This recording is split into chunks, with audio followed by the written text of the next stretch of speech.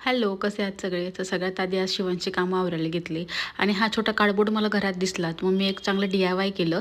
बघा, मी असं त्याला ना शिवांचं एक टी-शर्ट रॅप केलं आणि त्याला कसं खालनं टच बटणं होते, त्यामुळे ते चांगलं सिक्युअरसुद्धा झालं. आणि यामध्ये छोटे-छोटे नॅपकिन, त्या शिवांच्या टोपीज वगैरे आहे, तर सगळ्या त्यात छान बसून गेले आणि एकदम छान असं दिसतही होतं. कारण की बऱ्याच वेळेस काय होतं ना, की हे छोट्या-छोट्या गोष्टी सापडत नाही आणि त्यानंतर मस्त अशा भाजी वगैरे घेतल्या मी.